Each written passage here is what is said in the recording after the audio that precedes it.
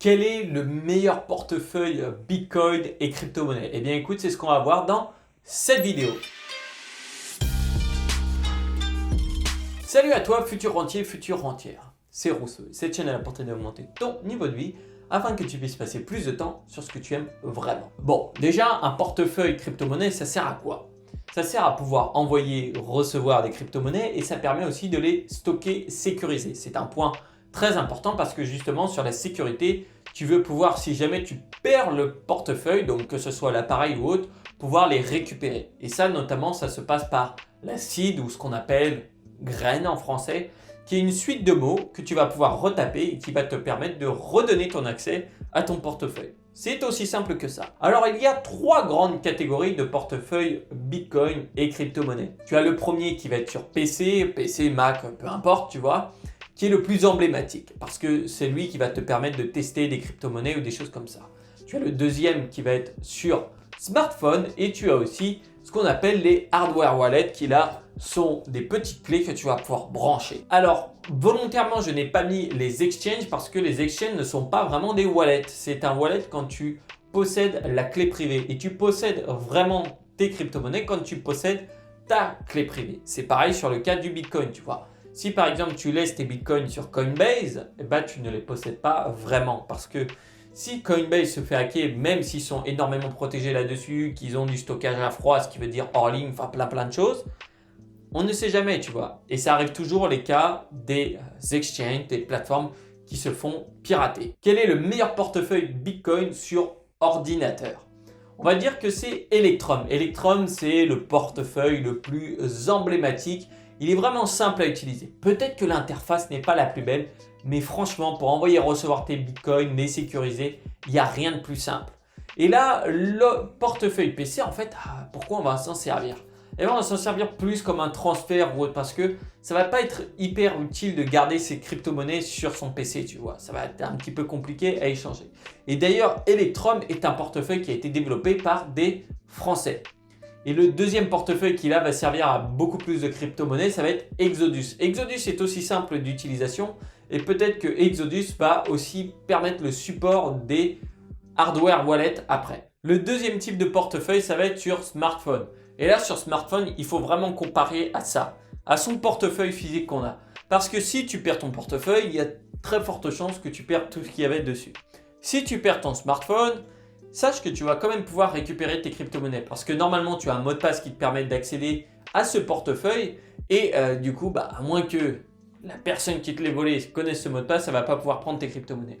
Et toi, tu vas pouvoir les récupérer après grâce à justement ta seed, donc ta graine que par exemple tu avais noté sur un bout de papier, gardé dans un tiroir qui te permet de faire un backup. Et en général, tu ne vas pas te balader avec 3000 € en cash ou des choses comme ça sur ton portefeuille physique. Eh bien c'est pareil, sur ton portefeuille sur smartphone, tu mets juste un petit peu, tu vois, je sais pas, 200, 300 €, ça dépend de ton niveau de vie, peu importe. Mais il n'y a pas besoin de beaucoup et surtout ça va dépendre des achats que tu vas pouvoir faire avec. Puisqu'en général, on va pouvoir acheter un petit peu plus sur internet et dans certains commerces physiques, quoique en France, il n'y en a pas beaucoup qui le proposent. Et là sur les portefeuilles, alors les portefeuilles sur smartphone, il y en a vraiment beaucoup. Et tu en as sur Android, tu en as sur iPhone. Si je devrais en prendre un qui est sur iPhone et sur Android, je dirais peut-être Jaxx. Bien sûr, tu auras tous les liens juste en dessous d'ailleurs, donc tu n'as même pas à t'embêter. Après, tu as aussi, si tu veux, un portefeuille qui fait le Lightning Network. Et là, ça va être avec sur Bitcoin du coup, c'est le portefeuille Eclair. Il s'appelle Eclair. Et encore une fois, c'est une entreprise française qui est derrière. Sache une chose, c'est que Eclair ne te permet pas de recevoir des paiements Lightning. Il te permet de recevoir des paiements Bitcoin normaux, mais il va te permettre d'envoyer des paiements Lightning. Et les paiements Lightning, comme tu peux le voir, c'est vraiment ultra rapide. Tu as aussi également sur smartphone le portefeuille qui s'appelle Mycelium qui existe sous un autre nom sur PC qui va permettre de stocker tes bitcoins. On espère justement Exodus normalement devrait avoir son portefeuille arrivé sur smartphone parce que après tu vois sur smartphone tu n'as peut-être pas besoin non plus d'avoir un portefeuille qui te permet de payer dans toutes les crypto-monnaies. Parce qu'il y a vraiment peu de chances que tu arrives chez quelqu'un et que tu puisses payer en Tron, tu vois, par exemple.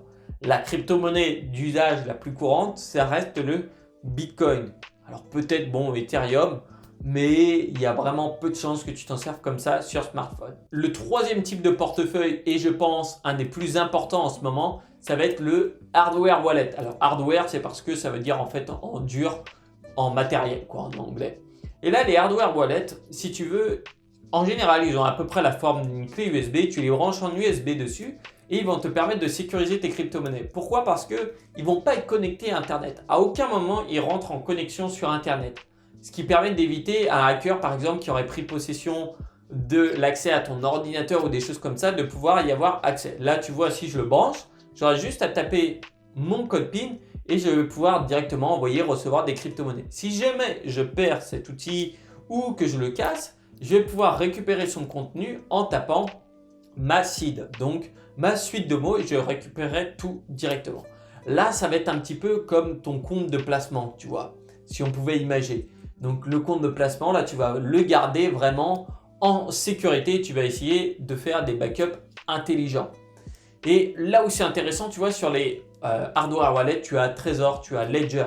Alors maintenant, il y a de plus en plus d'entreprises qui arrivent, mais ceci dit, j'ai choisi quand même de citer que les deux plus importantes parce que je pense que c'est elles qui ont plus d'expérience pour construire ces appareils de sécurité. C'est pas encore hyper simple à utiliser et je pense qu'il y aura peut-être des choses qui vont se développer là-dessus pour que ça soit plus simple d'utilisation.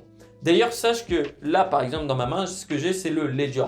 Tu as sans doute déjà vu si tu regardes un petit peu des vidéos de crypto, mais encore une fois, eh bien, Ledger, c'est une entreprise française. Au final, dans tous les meilleurs portefeuilles qu'on a parlé, que ce soit Bitcoin ou crypto-monnaie, on s'est retrouvé avec 3 entreprises françaises qui à chaque fois faisaient le meilleur portefeuille.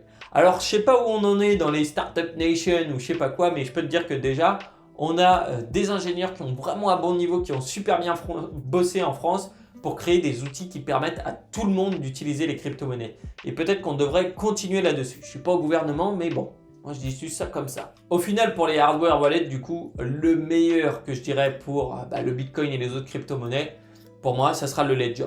Parce qu'il est français d'une part, donc autant ne pas s'embêter. Et d'ailleurs, si tu es intéressé par ça, par tout ce qui est la sécurité dans les crypto-monnaies, sache que j'ai interviewé dans le podcast, tu as le lien juste en dessous, une personne qui a créé un des plus gros sites e-commerce sur les hardware wallets en Chine. Autant te dire qu'il s'y connaît pas mal là-dessus et il monte une autre entreprise justement pour favoriser la sécurité dans les transactions. C'est hyper intéressant, je t'invite à écouter ça, c'est en français bien sûr. Et peut-être que tu vas aller plus loin dans les crypto-monnaies, commencer à savoir pourquoi il y en a qui tombent à découvert à cause des crypto-monnaies ou pourquoi en investissant en automatique, eh bien, tu bats tous ceux qui investissent en actifs. Je te parle de ça juste en dessous, tu as juste à cliquer, tu auras une formation qui est totalement gratuite.